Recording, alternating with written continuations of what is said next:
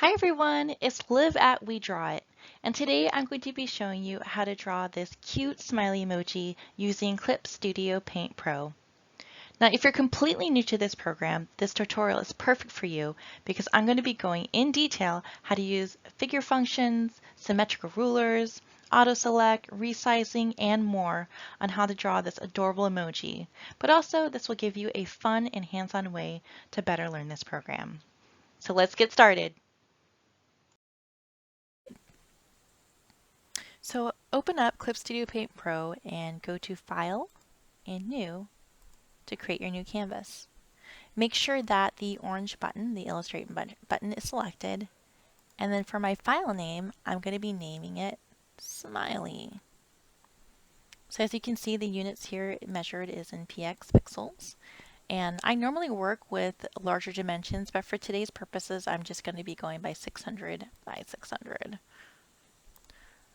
Press OK, and then here we have our canvas.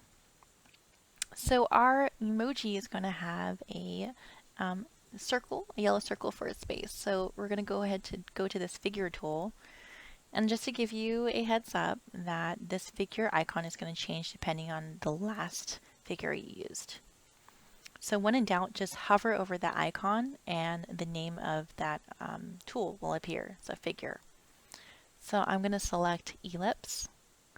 And if you notice down here, there is 3 different options. You can have a fill only option, a border only option, or a both a fill and border option. So I'm going to just use a fill option and make sure I have my basic yellow color selected.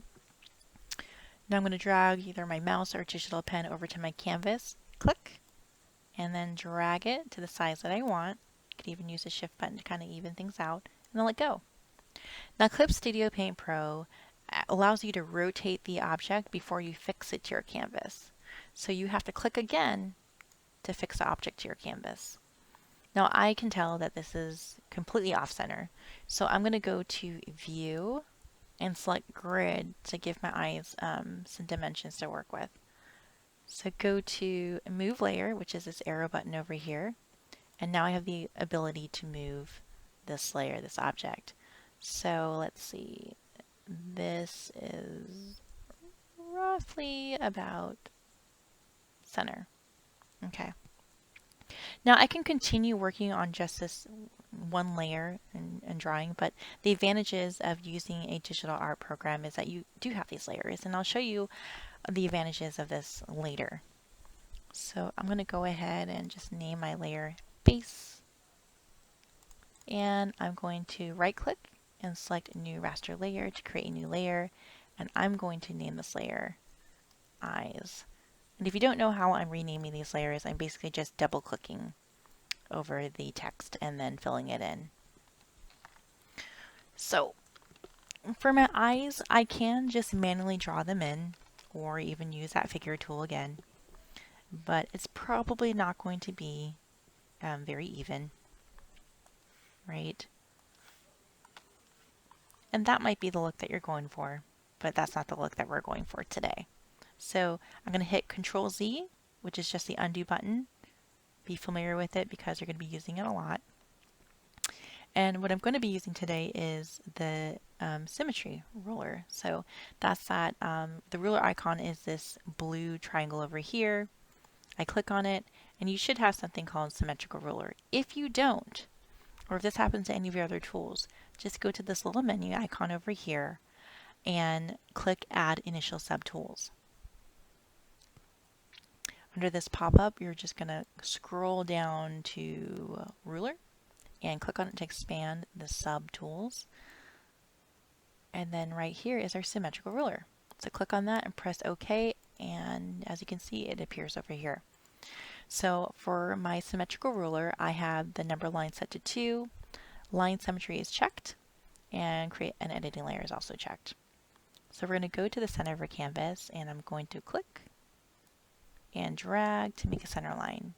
You can select Shift, which just makes a line, makes that line align to that vertical line. So let go, and then now anything that I draw on this side is going to appear on that side, and vice versa. Okay. But again, this is not what I'm going for. So I'm going to press Control Z, hold those two down to undo my work.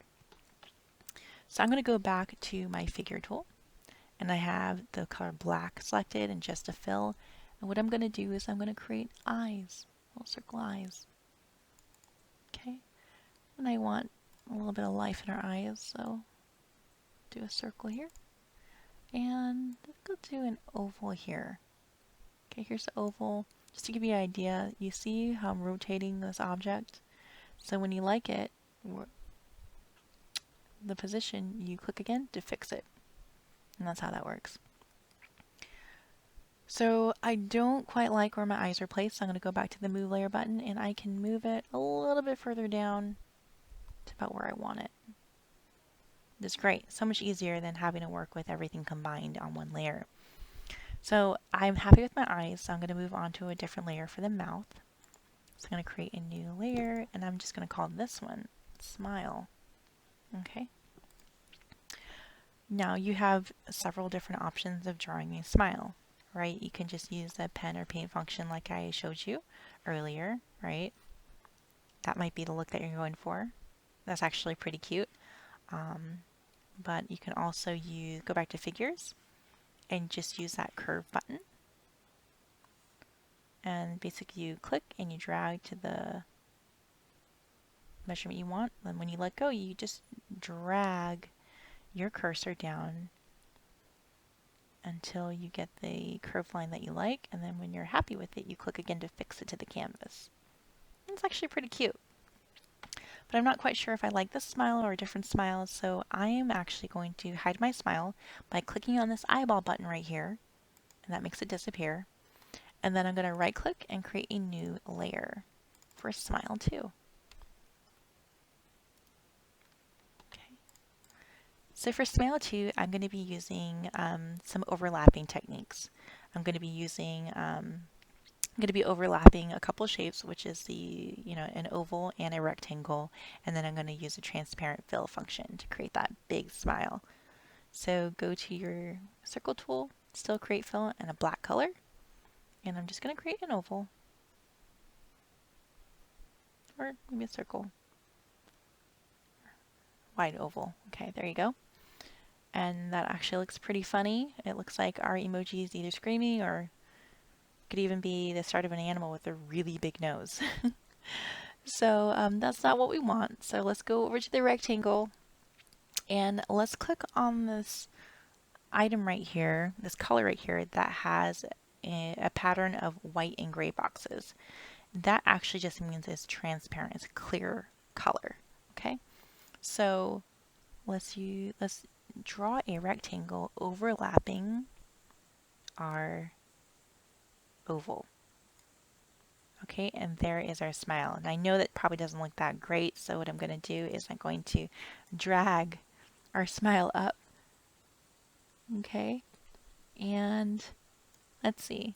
I actually kind of like the smile, but I feel like it's too wide. So what you can do is go over to the selection tool.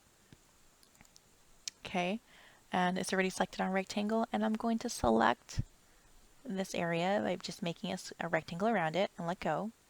And then you see this button right here, it's a scale up, scale down, rotate button.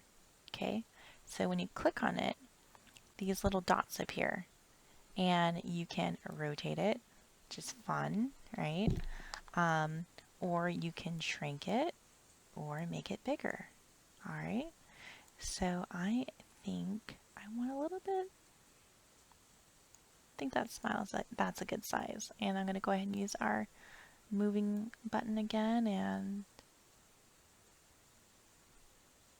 I'm going to place it right there. Oh, it's adorable. Okay, I think I want to show it a little bit of tongue.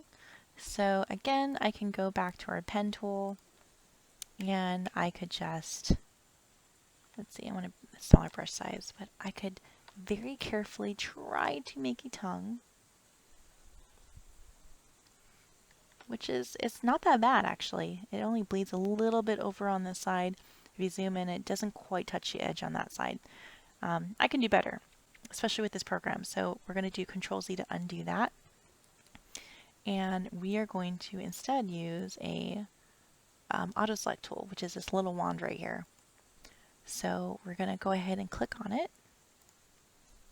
And then I'm going to go back to our pen, and it's still in red. So now how this works is I can, whatever I draw on the outside of this box I selected, or this boat I selected, it's not going to appear, but anything inside of that area, my paint is going to appear. Okay, so let me just undo that. And I'm going to show you just how easy it is to draw a tongue now. So here is my tongue. Adorable. Okay. And if you want it even more perfect, let's just Control Z. We can use a shape, another overlapping shape. So maybe I want my tongue to be like that, a perfect moon. Okay? And that's how that works.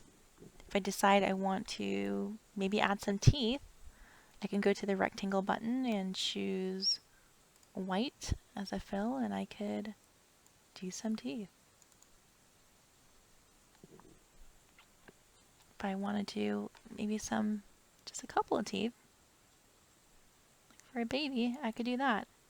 And I don't know what teeth are actually that square, so let's undo that and go back to our figure and click roundness of corner. And if you see, you can watch this object over here. The more I go, the more of an oval it appears. The lower the number, the corners are not as curved. So let's see. I think that's probably pretty good right there. Let's try again. That looks like more realistic teeth with that rounded corners. But I actually really liked having a big bar of teeth across. So there we have it. We have Mr. Smiley. Congratulations, you guys! You did it! So thank you so much for drawing with me. If you guys found this video helpful, please give it a big thumbs up. And if you want to get notified about new videos, make sure you hit that subscribe button. So thank you again, and I will see you guys next time. Bye for now.